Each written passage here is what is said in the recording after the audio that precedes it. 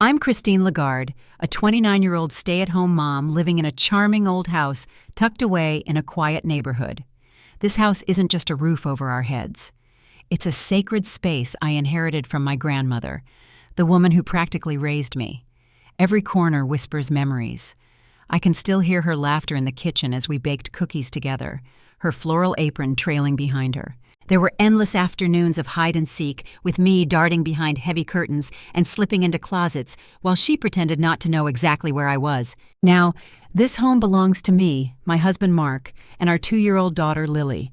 She's our bright little sunshine, with her pigtails bouncing and a voice full of curiosity.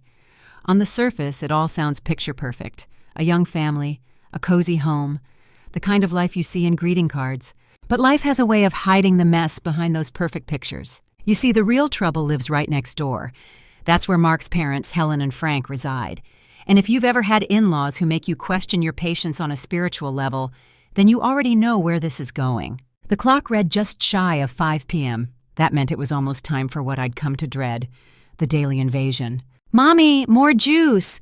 Lily's tiny voice pulled me from my thoughts. I smiled at her and poured her another cup. She always seemed to sense the tension before I did.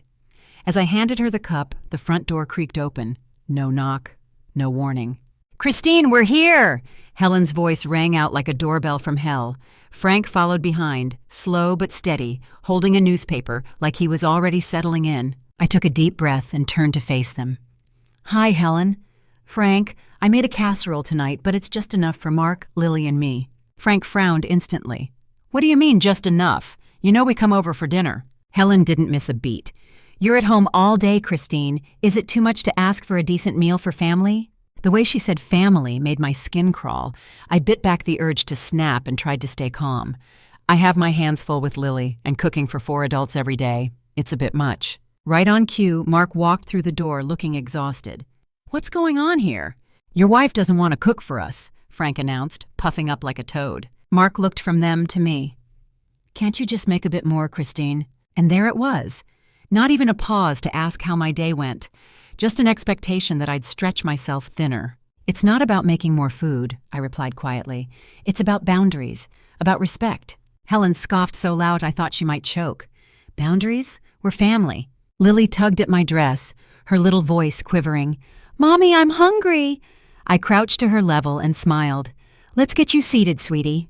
Dinner passed in a cloud of silence, broken only by the crunch of sandwiches Helen and Frank had brought themselves. They glared at me between bites, and I felt like a criminal in my own home. The TV blared in the background. Lily fidgeted in her chair, and I tried to keep my hands from shaking as I wiped down the counter. After they left, Mark flopped onto the couch, phone in hand, completely checked out. "We need to talk," I said, standing in front of him. He didn't even look up. "Not now, Christine, I'm tired." And just like that, I was alone again, cleaning up the dishes, calming the buzzing in my chest, and pushing down the tears. That night, as I lay in bed next to a man who'd fallen asleep in seconds, I realized something. This house, once filled with joy and comfort, had become a battleground. Every day felt like a tightrope walk, every room holding the echo of someone else's expectations. I wasn't just tired, I was empty. But the next morning, I woke up with a resolve I hadn't felt in a long time. I was done playing hostess. I was done being the invisible help. Today, I would cook for me, for Lily, and for Mark. That's it. Lily sat in her high chair, happily smearing oatmeal on her cheeks like it was finger paint. I actually smiled watching her. And then, like clockwork, the door opened. "Morning, Christine. What's for breakfast?" Helen's voice chimed, too cheerful to be genuine. I stayed calm. "Morning, I've only made enough for Lily and me today." Frank's face flushed instantly. "What do you mean? Are we supposed to starve?" "You're supposed to take care of your meals," I said plainly. Helen's eyes narrowed. "This is ridiculous. We are family. You can't just—" "I can," I said, cutting her off. And I did. I have enough on my plate with Lily in the house. Mark came in, rubbing the sleep from his eyes.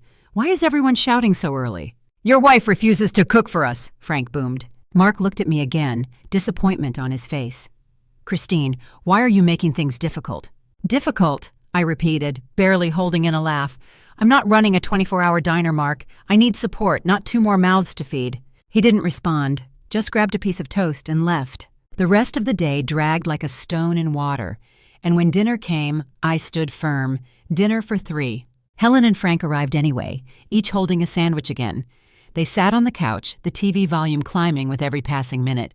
It was like they were testing me. Lily rubbed her eyes, overwhelmed by the noise. "Could you turn that down?" I asked, already knowing the answer. "Lily's trying to sleep. We can't hear it if it's any lower," Frank grunted. "You shouldn't be so uptight," Helen added. "It's just TV."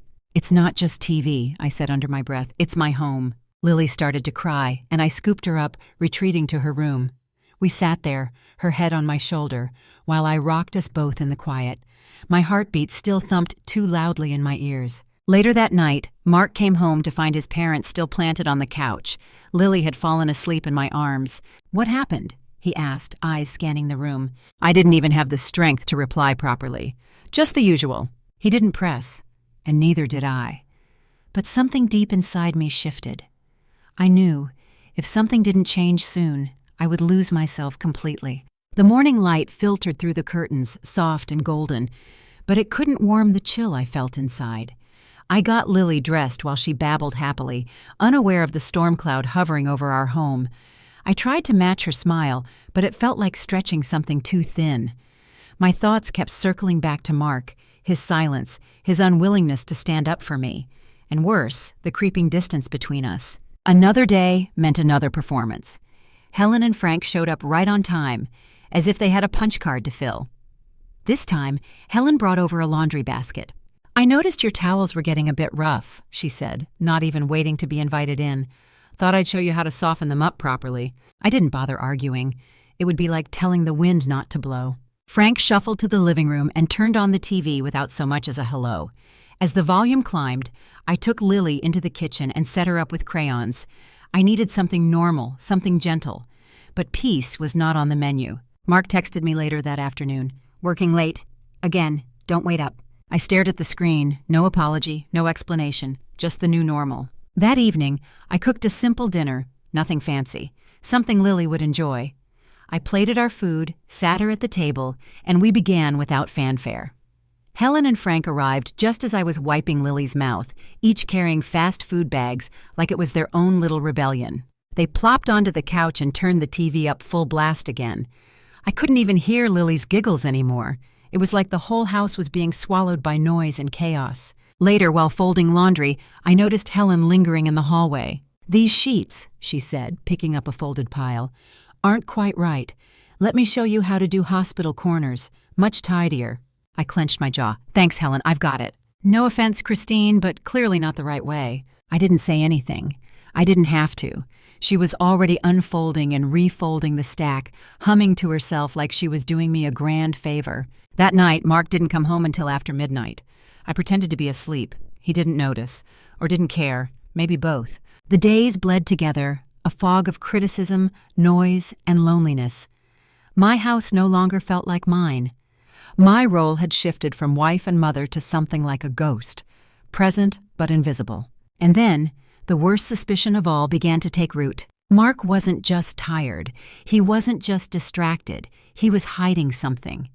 I saw it in the way he guarded his phone like it was a ticking bomb, in how he flinched when I asked about work, in how he avoided looking me in the eyes. One afternoon after Lily went down for her nap, I called my brother. "Jake, I need to talk." His voice instantly turned serious. "Christine, are you okay?" I paused, heart racing.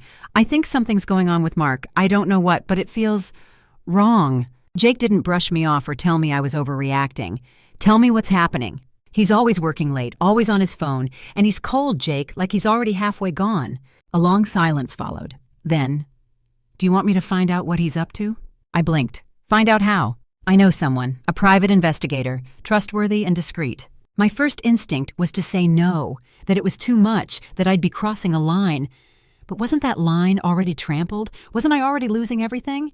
"Okay," I whispered, "but Jake, keep it quiet, please." He promised he would. The next few days crawled by. Every beep from Mark's phone made my stomach twist. Every missed dinner, every silent ride in the car, every time I caught Helen whispering about me to Frank behind my back, it all added up. I was suffocating. Then Jake called. "Christine," he said gently, "can we meet tomorrow? Just you and me." My chest tightened. "Yeah, of course." We met at a quiet cafe the next morning. He looked tired, serious. He slid a manila envelope across the table. I stared at it, afraid to touch it. "I'm sorry, Christine, but you deserve the truth." Inside were photographs, reports, dates, places, Mark with another woman and a child. My heart stopped. "Is this—" I couldn't even finish. Jake nodded slowly. "He's been living a second life." Tears blurred the paper in front of me. "I don't understand. Why? Why would he do this?" Jake reached for my hand. "I don't have the answer, but you need to confront him. You need to take control of this." I nodded, the numbness slowly turning to fire. "You're right. I need answers. I need to look him in the eye and hear him say it." That night, I cooked dinner like it was any other night. I put on a soft sweater, did my hair, and set the table just right. Even Helen and Frank noticed something was different. The house was quieter, calm, for now. Mark arrived, late but not unusually so. As he walked through the door, Jake followed right behind him, smiling like he was just dropping in. "Jake," Mark said, startled, "what's going on?" "Oh, just thought I'd join for dinner. Christine makes a great roast," he replied casually. We all sat down. Helen and Frank actually complimented the meal for once. I caught Mark's eye a few times, but he looked relaxed. He had no idea. And then Jake leaned forward. "So Mark, Christine mentioned you've been into investing lately. Sounds interesting." Mark blinked. "Oh yeah, just something I've been trying out." "What kind of investments? Crypto? Real estate?" Mark stammered. "A little of everything." Jake raised an eyebrow. "I'm curious. I've been thinking of investing too. Got any tips?" Mark cleared his throat. "It's complicated, hard to explain." That was my moment. I reached into my pocket and placed the envelope on the table. "Maybe this will explain it." Mark froze. The entire room went still. He opened the envelope slowly at first, then quickly. His face went pale. Helen gasped, "Mark, what is this?" Frank leaned in, squinting at the photos. Mark stood up suddenly, like he could somehow walk away from the truth. "I can explain." I stood too. My voice was shaking, but I kept it steady. "You have a second family, Mark. A woman. A child. And you've been lying to us, to me, to Lily. To—" His mouth opened, but nothing came out. "So you moved your parents into my house, rented out their place, and used that money to keep your secret life going?" My voice rose, fury spilling out. "You let me suffer while you played house somewhere else?" Silence. Helen looked devastated. Frank looked like he didn't know where he was. Mark, for once, had no answers. He left without another word. The house was silent. Not the kind of silence that soothes you, but the kind that crawls under your skin. Mark had left. Not a word. Not a backward glance.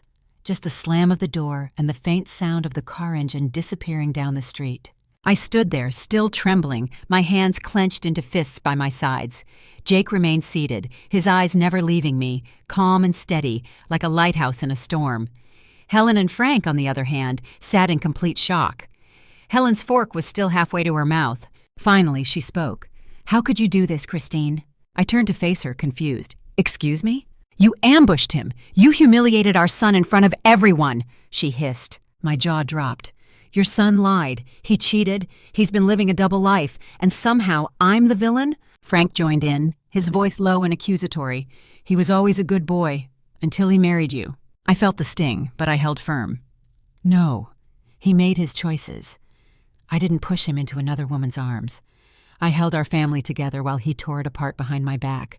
Helen's face twisted. "Maybe you weren't enough. Ever think of that?" Jake stood up so fast his chair scraped against the floor. "That's enough." But I wasn't done. I was done being quiet, done being polite. "How dare you stand in my home and accuse me?" I said, my voice cracking with emotion. "I gave everything. I stayed home to raise our daughter.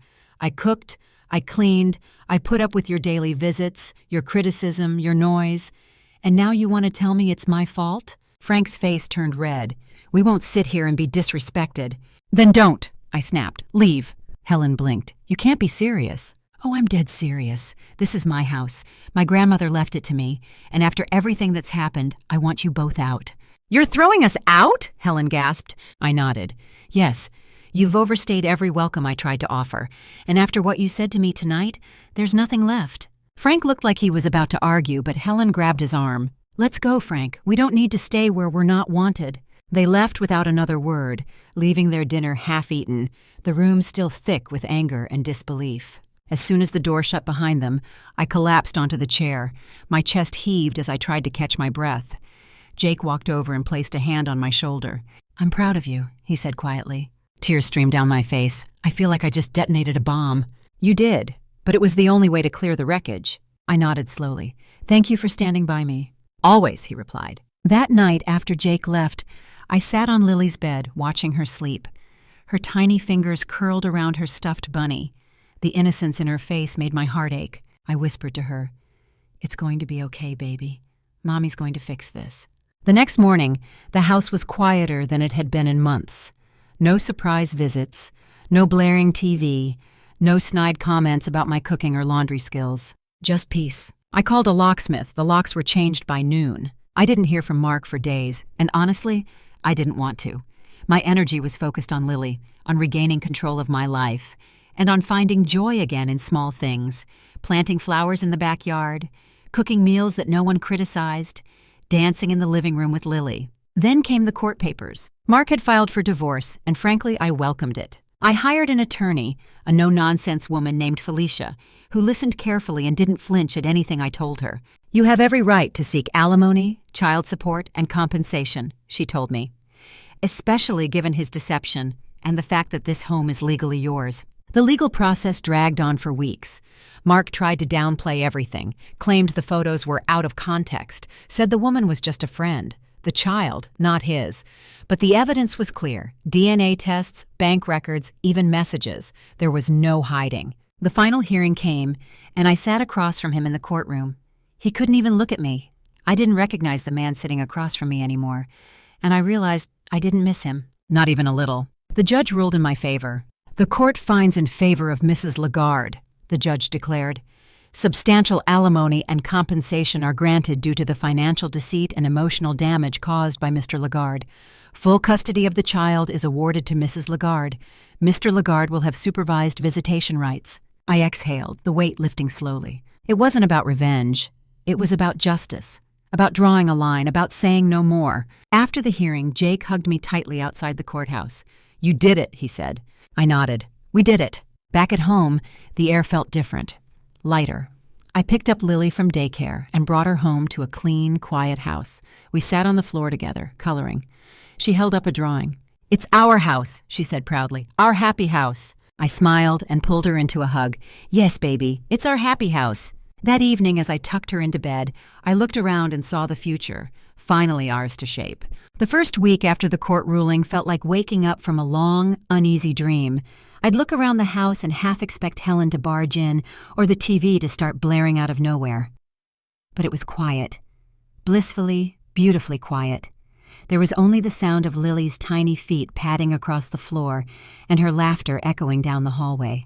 I was still rebuilding, inside and out. There were moments when the loneliness felt sharp, like when I made a cup of coffee and realized I only needed one, or when I caught myself checking the driveway out of habit, expecting to see Mark's car. But then I'd hear Lily call out, "Mommy, come see!" And just like that, the ache would fade. Jake stopped by often, always bringing a smile, a meal, or just an ear to listen. One afternoon, I was watering the plants on the porch when the phone rang. It was him, Mark. I stared at the screen for a moment before answering. "Hello?" His voice was hesitant. "Christine, I wanted to talk." I said nothing. He continued, "I just wanted to say I'm sorry for everything." The words were heavy with guilt, but they didn't stir much in me anymore. "I appreciate the apology," I said calmly, "but it's too late for sorry." He sighed. "I know, I never meant to hurt you." "But you did," I replied. "You hurt me, you hurt Lily, and you turned our lives upside down." There was silence on the other end. Then he whispered, "I've lost everything." I nodded, more to myself than to him. "You did, and you'll have to live with that." When I hung up, I didn't cry. I didn't feel angry or broken. I felt free. That night, I made Lily's favorite dinner, macaroni and cheese with little veggie faces on top. We lit candles and played soft music, turning it into a mini celebration. I told her, "We're starting a new tradition. Just us." She giggled and clapped her hands. "Just us!" After dinner, we danced in the living room, her tiny feet stepping on mine. I spun her around until we both collapsed onto the couch in a heap of laughter. And for the first time in a long time, I felt joy. Months passed.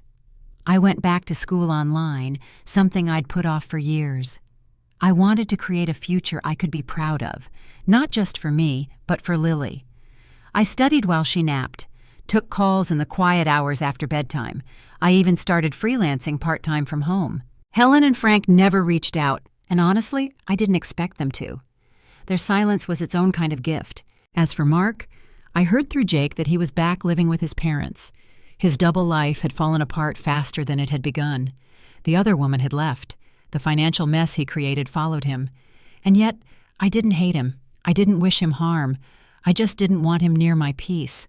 The legal payments arrived every month, steady and reliable, like clockwork. The alimony wasn't what made me feel secure. It was the knowledge that I stood up for myself and didn't let betrayal define me. One rainy afternoon, Lily and I were cuddled on the couch watching cartoons. She looked up at me, suddenly serious. "Mommy, are you happy now?" Her question stopped me in my tracks. I brushed a strand of hair from her forehead. "Yes, baby, I'm happy, because we're safe and we're together." She nodded, satisfied, and leaned into me. I wrapped my arms around her, holding her close. Later that night, I journaled like I used to when I was younger. I wrote about strength, about survival, about rediscovering who I was without someone else's shadow cast over me. I wrote, "This house was once a battlefield, now it's our sanctuary. This heart was once shattered, now it beats stronger. This life was once hijacked, now it's mine to steer." There's something sacred about reclaiming your space, about saying no more, about planting new roots in the ashes of what you once thought was forever. It was a sunny morning, nearly a year after Mark walked out. Jake stopped by with donuts and coffee. "You look different," he said as he sat down.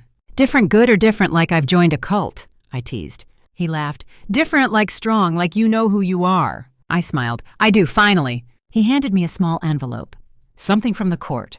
Final confirmation of everything. You don't need to sign anything, just for your records." I opened it.